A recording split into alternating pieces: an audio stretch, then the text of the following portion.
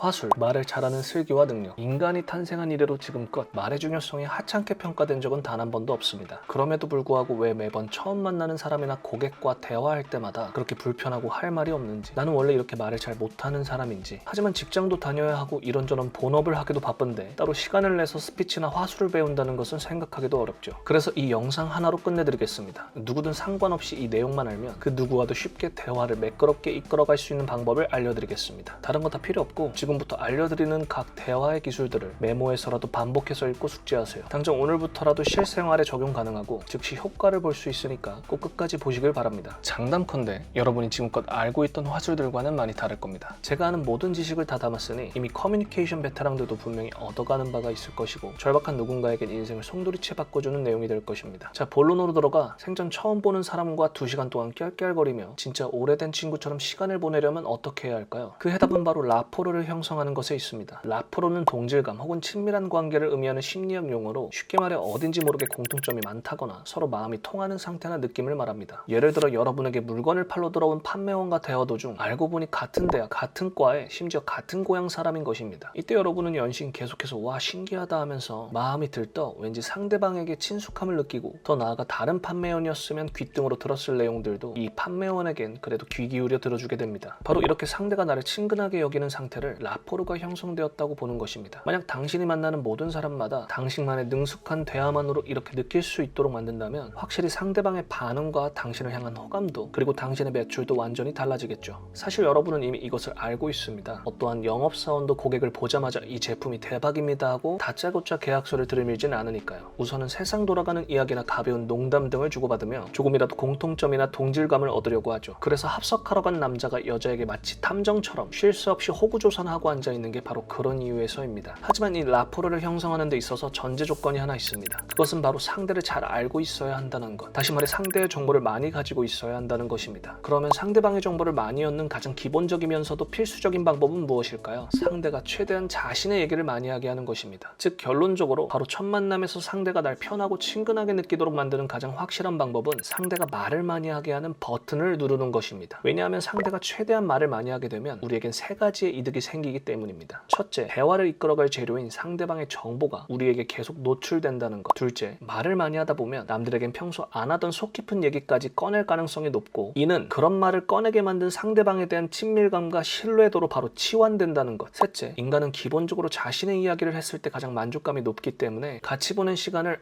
잘 통한다라고 생각하며 만족스럽게 느낀다는 것. 그래서 지금부터 제가 알려드릴 6단계의 화술들은 기본적으로 3가지의 초점을 맞춘 커뮤니케이션 기술들입니다. 첫 번째, 상대방에 대해 아무런 사전 정보가 없는 상태에서 마치 알고 있는 것처럼 보인다. 두 번째, 몇 가지의 질문만으로도 최대한 상대방의 정보를 얻거나 호의를 얻어낸다. 세 번째, 상대가 최대한 말을 많이 하게끔 하는 심리 유도 트릭을 쓴다. 그런데 이 화술을 이미 가장 잘 쓰고 있는 존재들이 있고 그들은 바로 점쟁이, 심령술사, 최면술사, 종교 지도자들입니다. 생판 처음 보는 사람인데 당신만 알고 있는 어떤 사실까지 쪽집게처럼 알아맞혀 당신의 속내를 이야기하게 만들고 자기도 모르게 귀가 솔깃해져 점차 그 사람의 이야기에 빠져들다 어떤 부분에선 무릎을 탁 치고 탄성을 지르게 만드는 바로 그 기술입니다. 그래서 매 단계마다 실제로 점쟁이들은 이 화법을 어떻게 사용해서 사람들을 홀리게 만드는지 그리고 우리는 실생활에서 어떻게 적용할지 서비스업부터 거래처 응대, 면접, 연애 및 합석을 바라는 남성에 이르기까지 일상생활에 접목시킨 구체적인 예시를 진절히 하나하나 보여드리겠습니다. 자, 대화 속에서 심리를 이용하여 처음 보는 상대의 마음을 구슬리는 화술의 가장 기본적인 첫 단계는 바로 스톡스필입니다. 스톡스필이 무엇인지 설명하기에 앞서 잠깐 다음 8개의 문장들을 한번 보시고 내 이야기다 싶은 문장이 몇 개나 되는지 세어보세요. 당신은 사람들과 어울리는 것을 좋아하지만 가끔은 혼자만의 시간을 필요로 합니다. 당신은 현재 급여에 불만이 있으며 자신의 능력과 가치가 객관적이고 정당한 잣대로 평가받지 못하고 있다고 느낍니다. 당신은 어지간한 일에는 될 수 있는 대로 좋게 해결하려고 하지만 이것만큼은 절대로 양보할 수 없는 것들이 있습니다. 당신은 어떤 결정에 있어서 스스로 선택하는 편이지만 가끔은 문득 이 선택이 올바른 것일까 걱정되고 흔들리기도 합니다. 당신은 다른 사람들에게 인정받고 싶어 하지만 때때로 자신이 충분하지 않다고 느끼는 경향이 있습니다. 당신은 조금만 더 참고 기다렸더라면 더 나아질 수 있었던 상황에서 성급한 판단으로 후회를 경험한 적이 있습니다. 당신은 최근에 중요한 결정을 내렸거나 큰 변화를 경험했습니다. 당신은 믿었던 사람에게 실망한 경험이 있어 가끔은 상대방의 말이 거짓이 아닐까 생각이 들 때가 있습니다. 몇 개나 해당됐나요? 방금 여러분이 보신 것이 바로 스톡스필입니다. 스톡스필은 사회인이면 누구에게나 다 적용될 수 있는 일반적인 내용을 마치 구체적인 것처럼 진술하여 듣는 사람으로 하여금 특별히 특별히 자신에게 해당된다고 개인적으로 느껴지게 만드는 화술을 의미합니다. 이런 진술은 대부분의 사람들이 공감할 수 있으면서 적중할 수 있는 범위가 매우 넓도록 교묘하게 설계된 표현입니다. 누가 저걸 믿냐 싶은 분들도 계실 텐데 방금 그 문장들은 여러분이 그토록 좋아하는 심리 테스트 MBTI에 써있는 내용이고 동시에 타로카드 사주에서 풀어주는 방식들입니다. 실제로 점술가들은 저런 표현들을 상담 내내 씁니다. 더불어 점을 칠 때 보석, 타로카드나 나무막대 같은 도구를 하나 쓱 뽑고선 용기를 내어 한 걸음을 내디뎌야 할 때가 도래하였다는 게시가 나왔군요. 딱히 짐작 가는 데라도 있으신가요? 어떻게? 맞아요. 실은 제가 미국 유학을 계획하고 있는데 새로운 시작에 대한 불안감 그리고 기존의 것과의 헤어짐 때문에 걱정이시군요. 네, 맞아요. 지금 사귀는 사람이 하면서 내담자는 스스로 자신의 구체적인 이야기를 털어놓게 되고 이렇게 점술가에게 온갖 정보를 떠먹여주게 됩니다. 용기를 내어 한 걸음을 내디뎌야 할 때라는 표현은 상대가 어떤 형태든 목표가 있는 이상 반드시 적중할 수밖에 없는 표현이고 더욱이 딱히 짐작 가는 데라도 있으신가요? 혹은 이 점괘가 당신에게 무언가 중요한 의미가 있나요? 라는 말로 상대방의 자신의 이야기를 꺼내도록 부추깁니다. 또한 새로운 시작에 대한 불안감 그리고 기존의 것과의 헤어짐이라는 표현도 결국 유학이라는 단서를 통해 유학을 생각하는 누구든지 당연히 겪는 스톡스피를 구사해 정말 나한테 들어맞는 얘기처럼 느끼게 만듭니다. 정작 본인 스스로 점술가에게 정보를 다 제공해줘 놓고 정말 쪽집게네 하고 흥분을 감추지 못하게 됩니다. 이게 그저 제3자의 입장에서 말로만 들어서 그렇지 막상 그 자리에 당사자로 앉아있으면 점을 보러 가는 사람들이 왜 베개 밑에 부적을 놓고 전지산을 털어 구슬하는지 알게 될 겁니다. 사실 이러한 스톡스필이 진짜로 먹히는 데는 심리학적인 이유가 있는데 바로 남녀노소를 막론하고 인간의 제1의 최대 관심사는 바로 자기 자신이라는 것입니다. 사람들은 자기 자신이 특별하게 여겨지는 것을 좋아하고 자신의 얘기를 하고 싶어하는 욕구가 있기 때문에 이런 종류의 말을 들으면 자신의 경험이나 감정에 맞추어 해석하고 얘기하고 싶어합니다. 예를 들어 얼마 전 올해 해외에 나갈 운이다 라는 운세를 읽고 그때는 흘려넘겼는데 시내에 놀러 나갔다 심심풀이로 본 타로카드에서 비슷한 운세가 나왔다면 뇌는 당장 머릿속에 기억을 샅샅이 뒤지고 점술가가 묻지도 않았는데 그러고 보니 몇 달 전에 부장님이 저보고 해외 출장을 갈지도 모른다고 했어요 하고 신기해하면서 자신의 얘기를 실토합니다. 이렇듯 사람들은 그들마다 말이 터져나오게 하는 버튼이 있어 아무리 평상시에는 말수가 적은 사람도 자신의 전문 분야나 자신과 관련된 이야기가 나오면 말수가 많아질 수밖에 없습니다. 처음 만나는 사람이 부산 사람이면 서면, 대구 사람이면 동성로, 전주 사람이면 신시가지, 천안 사람이면 야우리, 수원 사람이면 인계동, 안산 사람이면 중앙역 얘기를 꺼내는 것도 이런 이유에서겠죠. 상대방으로 하여금